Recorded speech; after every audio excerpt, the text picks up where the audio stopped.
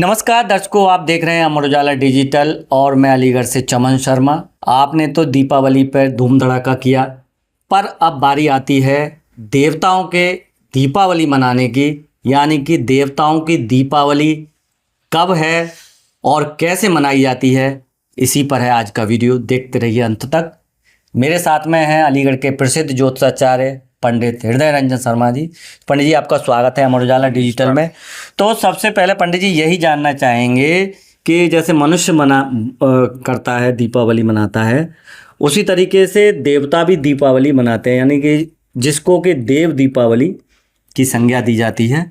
तो उसके बारे में आप थोड़ा सा बताएं कि आखिर वह कब है और कैसे मनाई जाती है।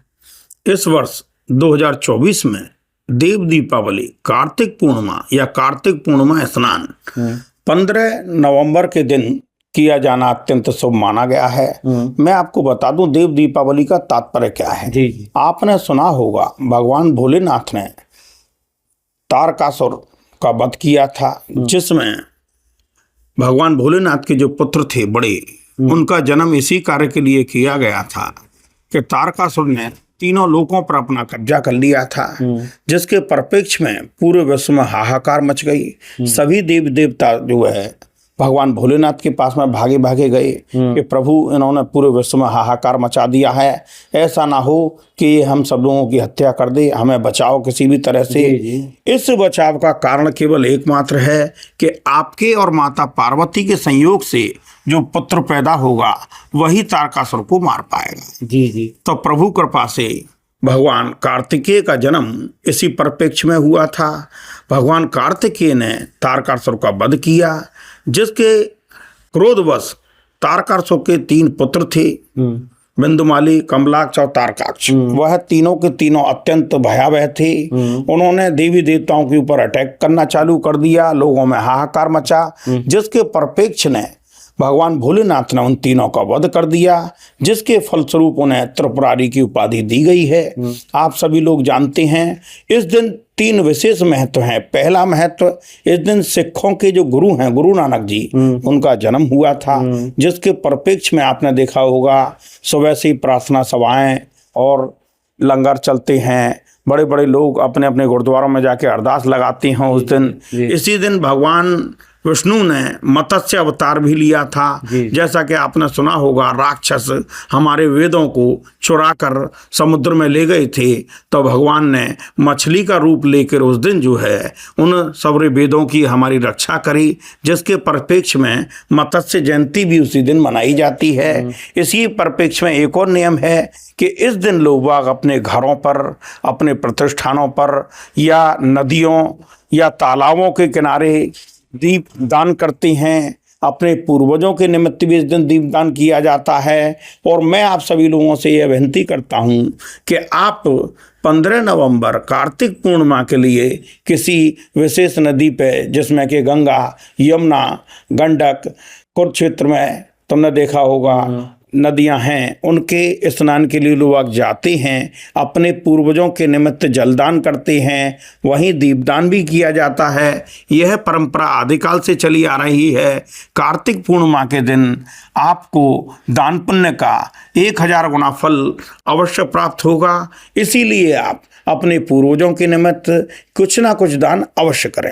अच्छा पंडित जी, जैसा कि मैं अपने दर्शकों को बता दूं कि देव दीपावली पर हर जगह पर बहुत बड़े बड़े उत्सव होते हैं, यानी कि बहुत तादाद में, हजारों की लाखों की तादाद में दीपक जलाए जाते हैं, जिसको देव दीपावली के रूप में मनाया जाता है। अगर बात करें हम इन बड़े बड़े उत्सवों से थोड़ा सा हटकर अपने घर की बात करें, तो देव दीपावली पर हम अपने घर पर क्या करें? देखो, देव दीपावली वाले दिन यानी कार्तिक पूर्णिमा वाले दिन अगर आप उस दिन गंगा स्नान के लिए या किसी बड़ी नदी पर स्नान के लिए नहीं जा सकते हैं, तो अपने घर में सुबह उठ के झाड़ा बुहारी करें, सारे घर में गंगा जल छिड़कें, अपने घर में शुभ लाभ इत्यादि के चिन्ह बनाएं, देवताओं की आकृति काढ़ें। अन्यथा आप स्टिकर या किसी चित्र कैलेंडर के माध्यम से भी देवताओं की पूजा कर सकती हैं। उस दिन जो भी आपके इष्ट हैं उनका आह्वान करके आप उस दिन घर में दीपक जलाएं, मोमबत्ती जलाएं, जैसी आपकी सुविधा हो। आप देसी देसी के दीपक जला सकती हैं, आप रिफाइंड के जला सकती हैं, आप सरसों के तेल के जला सकती हैं। ये अपने अपने ऊपर डिपेंड करता है। उस दिन घर में अंधकार को निकालकर रोशनी का प्रवेश किया जाता है, जिसे देव दीपावली की परिभाषा दी गई है।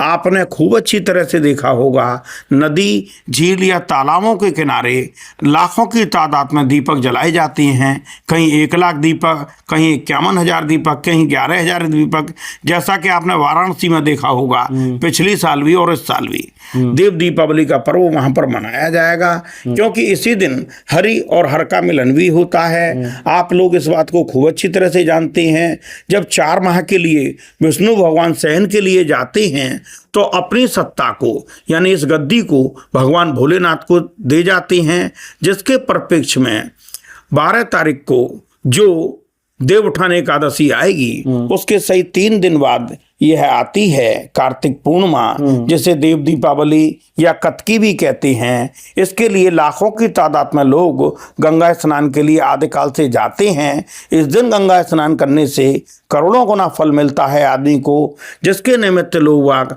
अपने पूर्वजों की परंपरा को निभा रहे हैं। तो दर्शकों, जो दीपावली आपने मनाई वो तो अपने आनंद के लिए और अपने लिए थी, और जो अब देव दीपावली जो पंडित जी ने बताई जो आ रही है, देव दीपावली देवताओं के लिए है कि आप उनको प्रसन्न कर सकें, खुश कर सकें।